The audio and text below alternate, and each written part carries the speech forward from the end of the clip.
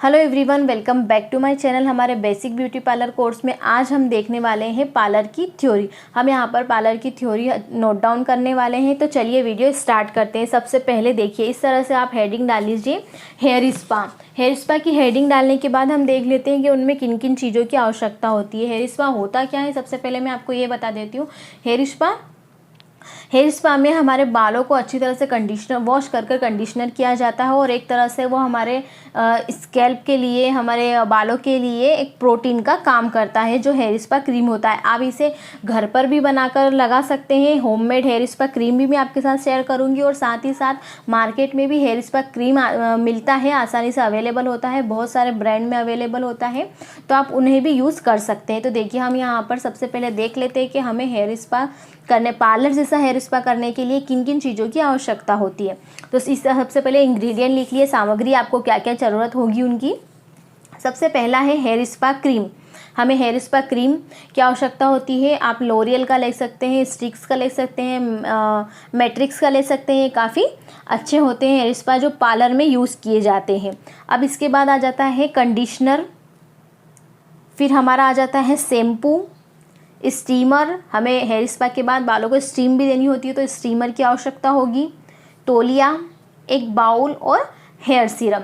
इन चीज़ों की हमें आवश्यकता होती है। आप इस तरह से नोट डाउन कर लीजिए। इसके बाद हम इसकी प्रक्रिया देखेंगे कि किस प्रकार से हमें हेयर स्पा करना है घर पर। तो देखिए, हेयर स्पा की प्रक्रिया। हेयर स्पा सबसे पहले देखिए, अगर हेयर स्पा करने से पहले सबसे पहले हमें क्या करना होता है, किन किन चीज़ों को स्टेप बाय स्टेप हमने यहाँ पर नोट डाउन किया है। तो सबसे पहला स्टेप आप यहाँ पर नंबर डालकर लिखिए। हेयर स्पा करने से पहले हम बालों को शैम्पू से वॉश करेंगे। हेयर स्पा करने के लिए बाल का साफ और अच्छे से शैम्पू किया होना चाहिए। देखिए, सबसे पहले स्टेप है कि अगर आपके पास कोई आता भी है या आपका भी आप हेयर स्पा कर रहे हैं, तो आपके बाल अच्छे से वॉश किए होने होते हैं। आप कोई भी आपके पास हेयर स्पा करवाने आएगा या आपका भी आप हेयर स्पा करेंगे, तो पहले अच्छे से शैम्पू से उसे साफ़ कर लेंगे, धो लेंगे, हेयर वॉश करेंगे।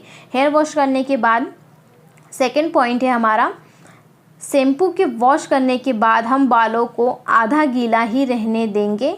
हमें बालों को पूरी तरह से सुखाना नहीं है। अब हम कंघी की सहायता से बालों को 4 भाग में बांट लेंगे। देखिए, हमने हेयर वॉश करवा लिया। हेयर वॉश करवाने के बाद में आपको बालों को ड्राई नहीं करना है, उनको पूरी तरह से सुखाना नहीं है, बस उनका पानी पोंछ लेना है। आपके बाल जो है 50% तक गीले होने चाहिए। गीले बालों में ही हम हेयर स्पा क्रीम को अप्लाई करते हैं, जो ज़्यादा अच्छे तरीके से आपके बालों में अप्लाई हो जाता है। सूखे बालों की अपेक्षा गीले बालों में अच्छी तरह से अप्लाई हो जाएगा और पूरे बालों में आपके अच्छी तरह से लग जाएगा, मिक्स हो जाएगा। तो देखिए, हम क्या करना है, हमें सबसे पहले बालों को अच्छे से वॉश करवाना है। उसके बाद बालों को आधा गीला रहना देना। गीला रहने देने के बाद हम बालों को 4 भागों में डिवाइड करेंगे। सबसे पहले हम मिडिल वाली पार्टिंग निकालेंगे और मिडिल वाली पार्टिंग निकालने के बाद एयर टू एयर पार्टिंग, जैसे 4 भागों में हम बालों को डिवाइड करेंगे। ये सब देखेंगे जब हम प्रैक्टिकल करेंगे, तब आपको समझ में आ जाएगा। अब तीसरा पॉइंट है हमारा, अब हम एक बाउल में जितना भी क्रीम की आवश्यकता होगी उसे अलग निकाल लेंगे। वह छोटी छोटी पार्टिंग करते हुए हेयर स्पा क्रीम को हम पूरे बालों में लगा देंगे। देखिए, अब हेयर स्पा क्रीम को हम अलग, हमारे बाल, सबके बाल अलग अलग होते हैं, उनकी लेंथ, उनकी ग्रोथ सबकी अलग अलग होती है। तो हम जो बाल के अकॉर्डिंग जितने भी लेंथ है हमारे बालों की, जितने भी हमें लगता है कि हाँ इतना इनफ क्रीम हो, उसे अलग हम एक बाउल में निकाल लेंगे। और निकालने के बाद उसके अंदर, अगर आप चाहें, आपको डैंड्रफ की परेशानी हो, तो उसके अंदर आप विटामिन ई के कैप्सूल भी मिला सकते हैं। और उसके बाद हम पीछे से छोटी छोटी पार्टिंग, जैसे हमने 4 पार्ट में बालों को डिवाइड कर लिया है, अब एक पार्टिंग को हम लेकर उसमें बारीक छोटी छोटी पार्टिंग निकालते हुए बालों में अच्छी तरह से हेयर स्पा क्रीम को अप्लाई कर देंगे। अब इसके बाद नेक्स्ट हमारा है, यदि डैंड्रफ की समस्या हो तो हम स्पा क्रीम में विटामिन ई का कैप्सूल मिला लेंगे। ये भी आप इस तरह से नोट डाउन कर लीजिए, तो आपको याद रहेगा कि अगर आपको हेयर फॉल की या डैंड्रफ की समस्या हो तो आप इसमें विटामिन ई का कैप्सूल भी मिला सकते हैं। हेयर स्पा क्रीम को पूरे बालों में लगा लेंगे। लगा लेने के बाद हम 15 मिनट तक ऐसे ही छोड़ देंगे। इसके बाद हम बालों में स्टीमर की सहायता से 5 से 7 मिनट तक स्टीम देंगे। देखिए, हेयर स्पा को अच्छी तरह से हमने हमारे बालों में लगा लिया है। अब उसके बाद हमें उसे इसी तरह 15 मिनट तक लगा हुआ रहने देना है। हमें 15 मिनट तक उसे इसी तरह लगा हुआ छोड़ देना है। अब इसके बाद 15 मिनट होने के बाद हम बालों को खोलकर उसमें स्टीम देंगे। तो स्टीम हम स्टीमर की सहायता से भी दे सकते हैं, और अगर आपके पास स्टीमर नहीं है तो आप एक तौलिए को गर्म पानी में तौलिए को भिगोकर उस तौलिए को पूरे बालों में लपेट कर भी स्टीम दे सकते हैं। आप 1 या 2 बार उसे लपेट देंगे तो स्टीम वो स्टीमर का ही काम करेगा। तो देखिए 5 से 7 स्टीम भी हमें ज़्यादा नहीं देनी है, 5 से 7 मिनट तक हम स्टीम देंगे।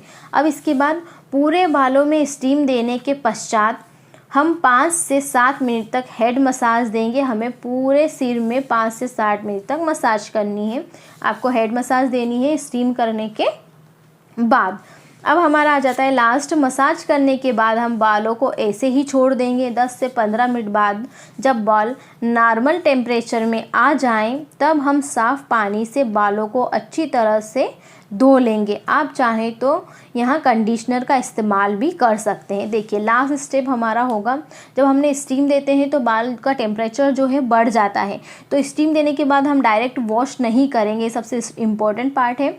बट डायरेक्ट वॉश नहीं करेंगे, इससे हमारे बाल ड्राई हो सकते हैं या 2 मुंह के बाल की समस्या हो सकती है। तो इसीलिए हमें रूखे बाल हो सकते हैं। तो इसीलिए हमें जो बाल हैं उनको नॉर्मल टेम्परेचर में पहले आने देना है। आप 5 से 7 मिनट तक वेट कीजिए। नॉर्मल टेम्परेचर में जब बाल हमारे आ जाते हैं तो हम उसे नॉर्मल पानी से वॉश कर देते हैं, और इसके बाद आप चाहें तो इसमें कंडीशनर का भी यूज़ कर सकते हैं। और कंडीशनर लगाने के बाद अच्छे से वॉश करने के बाद हमें इसमें इसे ऐसे ही सूखने देना है। हमें किसी प्रकार के ड्रायर का यूज़ नहीं करना। आप नेचुरल तरीके से उसे सूखने देंगे तो ज़्यादा अच्छा रहेगा।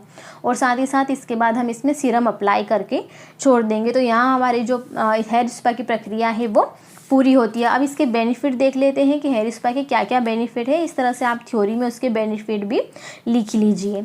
हेयर स्पा के लाभ, इस तरह से आप हेडिंग डाल लीजिए। अब इसके अंदर आप लिखेंगे, जिस तरह से हमारे शरीर को प्रोटीन की आवश्यकता होती है उसी प्रकार से हमारे बालों को भी आवश्यकता होती है।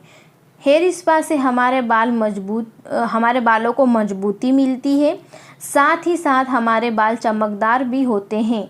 इससे शाइन आती है।